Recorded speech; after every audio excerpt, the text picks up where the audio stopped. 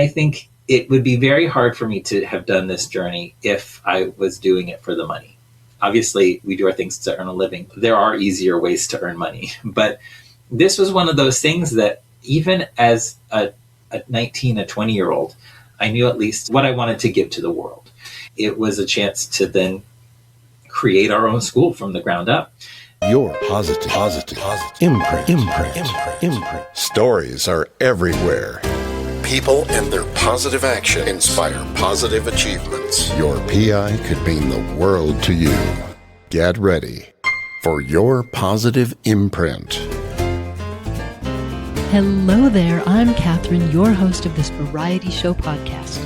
Your positive imprint is transforming how we live today for a more sustainable tomorrow through education and information. Your own positive actions inspire change. Follow me on Instagram and my YouTube channel, Your Positive Imprint, and you can also follow me on Facebook and connect with me on LinkedIn. Check out my website, yourpositiveimprint.com, where you can learn more about the podcast and sign up for email updates. Thank you so much for listening. Music by the legendary and talented Chris Knoll. ChrisKnoll.com. ChrisNole. Thank you again for listening and for your support of this podcast. Your Positive Imprint. What's your PI? Today, I am thrilled to welcome my guest, Michael Hemsworth, who is an accomplished author, talented piano musician, and dedicated business owner. His journey began in a challenging environment, having lost his dad at a young age. But he grew up unaware of these remarkable talents that he's going to share today. He firmly believes that creativity is a vital component of happiness and joy, as well as a means to leave positive imprints on the world. He is the author of Mr. Michael's Music Maker Manual, A Parent's Guide to Growing Creative Children, which we will explore further in our discussion today. Additionally, he is the founder and owner of New Songs, a thriving music school that serves over 1,300 students each week. Michael's vision is to nurture musical talent in everybody who walks through his doors, and I admire his core values of curiosity, acceptance, respect, and expression. Michael Hemsworth, welcome to Your Positive Imprint. So thrilled to have you. Yeah, thank you for having me. You have this background which is not unfamiliar to others. You grew up in a household, you had a musical talent, but didn't really know you had that talent. Yeah, I think that's great. Really, my earliest formal music education, you'd actually think it was going to be a disaster, because the first thing I did as a fourth grader was join band at school. So I'd always been, relatively artistic. That was always pretty evident. There were some things I really wanted to be a ventriloquist for a while when I was a kid, which unfortunately I'm tongue-tied, and that was never going to happen. So my kids now still make fun of me. Dad, do the ventriloquist thing, because that was not my talent. But, lots of artistic bits there. In fourth grade, my dad had played the trumpet. He had a trumpet. I joined band. I tried the trumpet, and I actually hated it. It was terrible. So from that standpoint, if that was really my journey, so many kids, I tried music and I didn't like it and I quit. That could have really easily been the end of the story, which for many, many people it is, because it feels, like we tried that. But it was just such a mismatch. It wasn't that I didn't like music, but I was on an instrument that I wasn't engaged with. I was in a format of learning in this big group early in the morning that wasn't right for me. I was connected with a teacher that was not a good personality match. And so all of those other surrounding things were contributing factors. And so it wasn't that I was unmusical at all, but on surface, I tried music and I quit it as a child. So fortunately, that wasn't the end of the story. It actually is, quite incredible, because I didn't grow up in a terribly well-off family. I mean, I had a wonderful household, but we didn't grow up with lots of money or any of those things. And so we had gotten a piano into the house at some point. I think it was probably somebody giving it away for free. It was from 1899. And my early journey, I did kind of some self-teaching there. And then My first and primary piano teacher in my life was somebody that my dad ran into that at a meeting he was at, and had been a friend of my aunt 50 years prior to that in Southern California. She was a piano teacher and made the connection there. And they actually worked out a barter arrangement where I bartered for piano lessons pretty much my entire upbringing until I got to college. There's a little bit of mystical nature to it, like what, why you become a cat person, you can kind of point to some things you like about dogs, but there's part of it too that it's just kind of in you, While I'm very committed to the idea about playing within groups, one of the things that I really love about the piano is how much you can do as a solo player as well too, as opposed to some other instruments where you have more of that solo line. There's a complexity to piano music where you kind of get to have all the parts, and that kind of complexity I think also really appeals to me. And so being able to see all the pieces all at once and be able to control them all is actually a really fun thing you can do with the piano. I really like the word complexity. Yeah, I'm a classical music nerd at heart. I have definitely branched out at, working with lots and lots of kids and adults, really being able to appreciate all the different angles that people come in from. But yeah, at the end of the day, give me a book of Beethoven sonatas and I'm happy. Actually, this past year, Spotify listed me as in the 0.2 top % of fans of Franz Joseph Haydn based on my Spotify listening.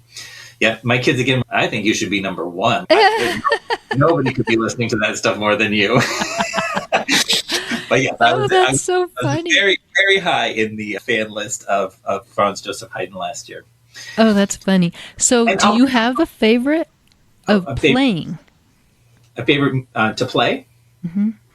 Yes and no. I do really like the diversity. Again, piano lends itself so well to a broad spectrum.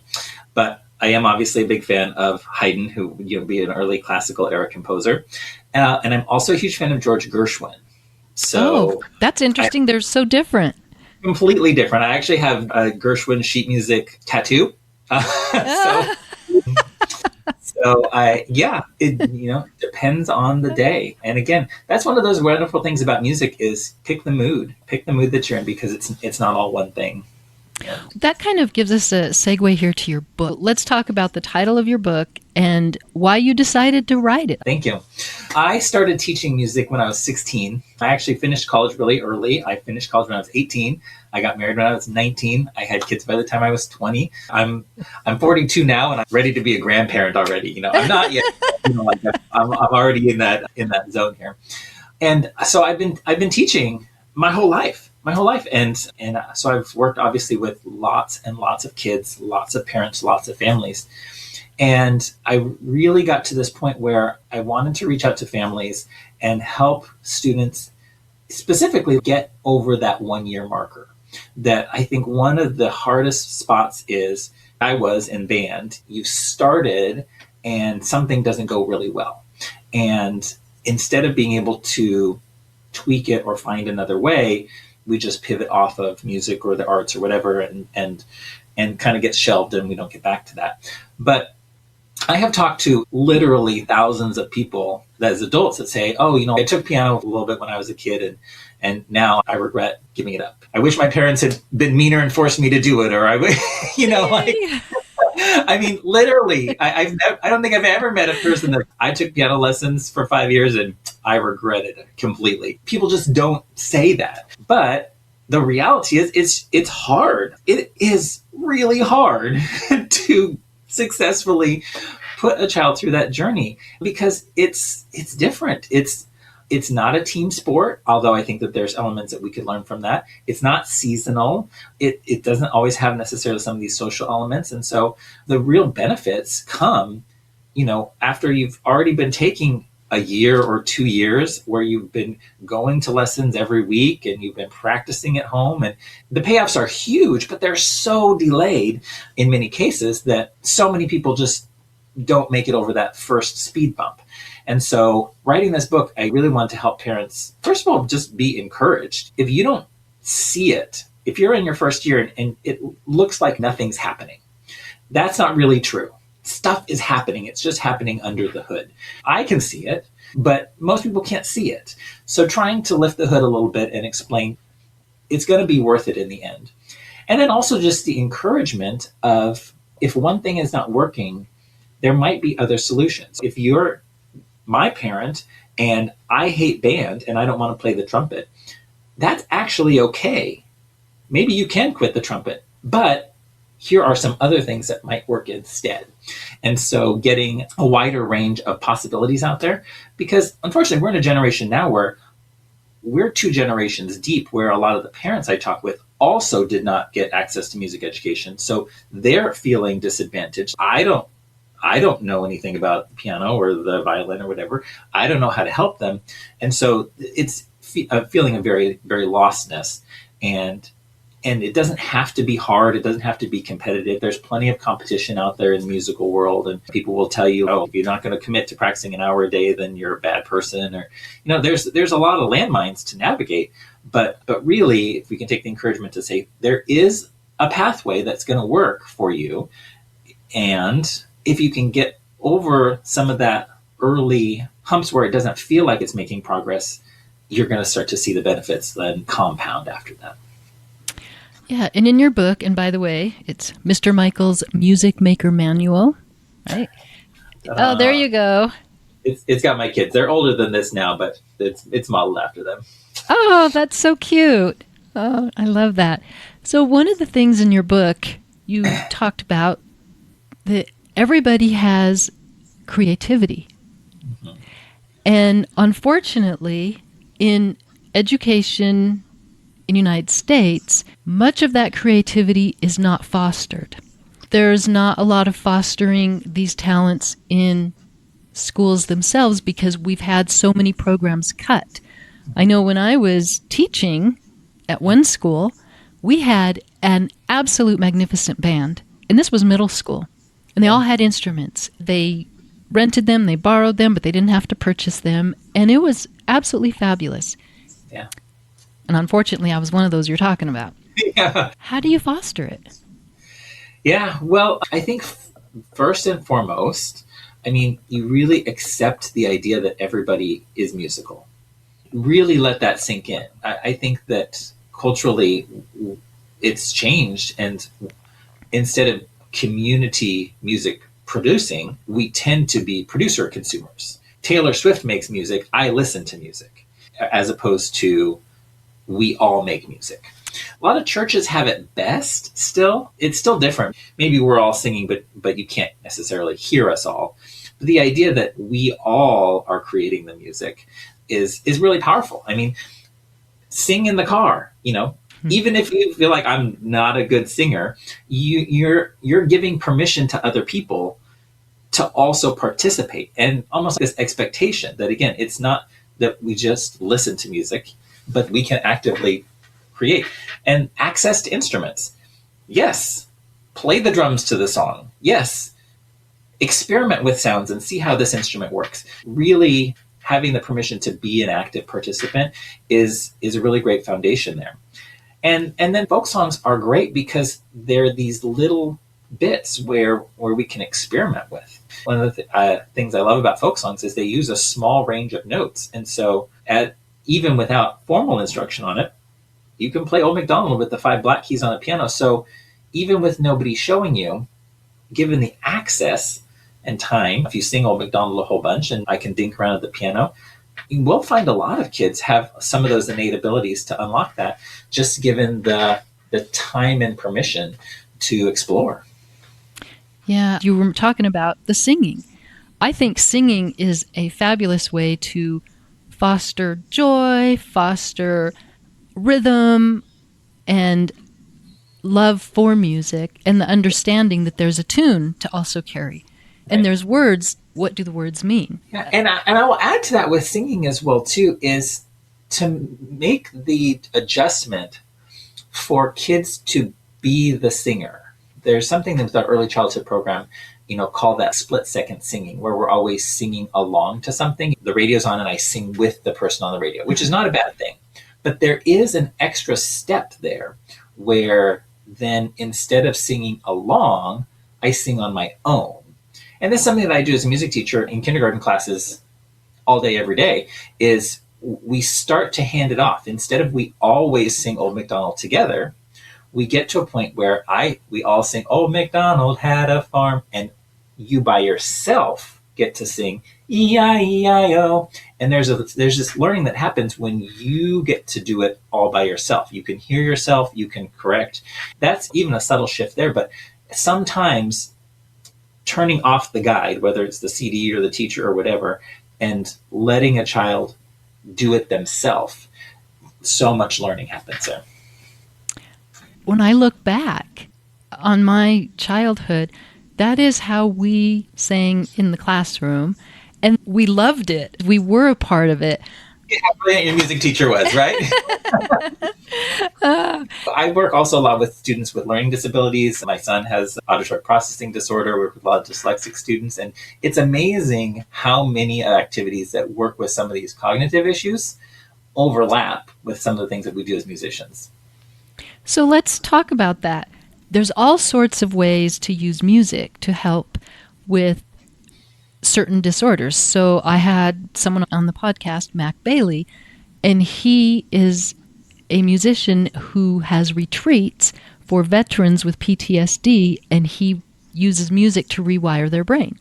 Yeah. So now you have music to work with students with special needs or certain disabilities. Sure.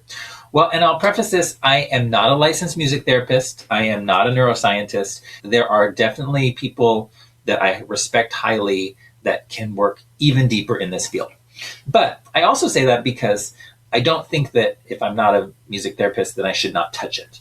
I do think that the more we all represent that, the opportunities, the better off we all are. So if we just say, well, I can't work with special needs because I don't have a doctorate in this field, then we're just cutting off access again. So just to preface that there. A huge foundational brain skill is synchronization. The ability to find the beat, keep the beat, and keep it in tandem with other people. And sometimes we just take this for granted. And it's true that for many of our neurotypical brains, we will be able to synchronize and do that. But not everybody does. So it's just starting with the opportunity to build or fine-tune synchronicity is just one of those foundational platforms. That this is where people talk about music and reading. It's not a one-to-one thing. You learn to play the piano and now you know how to read. It's not literal, which is why oftentimes it gets cut, because there's no literal link there. But it's one of those things too where for my son, sound waves look like this, and you want the brain waves to look the same way. That's synchronicity. There's a match between what I hear and how my brain processes it, and conversely then what I can do with it. And for him, some of those links didn't develop normally. We joke because the sounds that were most out of sync for him were the letters I and E and O. I know this when we named him Gideon, a name that contains I and E and O. so we really, poor kid. Fortunately, he's got it now. But some things as a parent, you look back and think, oh, if only I had known. So that being said, by learning music, we're also helping the brain develop that synchronicity. And that, conversely, will help us learn to read, because then when we're hearing A says ah, our brain is more consistently able to recreate and process what's happening there. So that concept figures into so many things. Working with different sorts of neurodiversity, being able to do things to a metronome is actually a huge skill. And guess what we do with music? We do things to the beat. We do things with different fine motor skills. What do we do when we're playing the piano? Work with fine motor skills. It's so sneaky because it looks, oh, I'm just learning how to play Mary I Had a Little Lamb. Cool, that's awesome. And then all of a sudden I'm building my fine motor skills and my synchronicity, and I'm building a musical memory, and I'm developing a more finer sense of pitch and discriminated listening. And one of my favorite stats is that some of the discriminatory listening that you learned as a child stays with you for life. So, when I get to 70, and if I have suffered hearing loss, I actually statistically will be better equipped to still hear and communicate with other people comparative to a 70-year-old that did not have the music background and did not suffer hearing loss. So it combats things loneliness in older age, because I actually can better stay connected to the world through my listening skills that I got just from taking 2 years of piano when I was 7 years old. I mean, Yeah. it's amazing. It touches us in so many ways, cognitively, emotionally, socially. The work you did as a 7-year-old and the payoff when you're 70. It's such a long game. Yeah. I often wish that people could just follow me around, because it is such an inspiring job. I mean, whether I've got 5-year-old with autism sitting on my lap and trying to play guitar with me, or whether we're doing advanced piano sonatas with teenagers, I get to do really, really awesome things every day. Yeah, this is amazing. There is that cognitive part and the creative part, the disciplined part. Now you have New Songs Music. It's been a while since you started your own business, and you were young when you started, and it was a struggle. Yeah. And look where it is today. How did you do it? And such an incredible journey, Michael. So join us next time for part 2. Go to Amazon for his book, Mr. Michael's Music Maker Manual, A Parent's Guide to Growing Creative Children. And it is available on Kindle, hard copy, paperback, as well as audible.com, which I really enjoy. Audible, and I believe you are narrating it. I did. It was hilarious, actually. This is, again, where I wish people could see it. I mean, I literally stuck myself inside of our barely walk-in closet with my laptop and a microphone. I'm basically nestled in the coats and just reading away.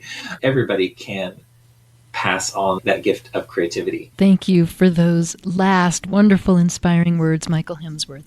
Again, newsongsmusic.com. If you'd like to buy me a coffee to help fund the production of this podcast, here's how. Go to buymeacoffee.com/yourpositiveimprint, and any support you offer will be greatly valued.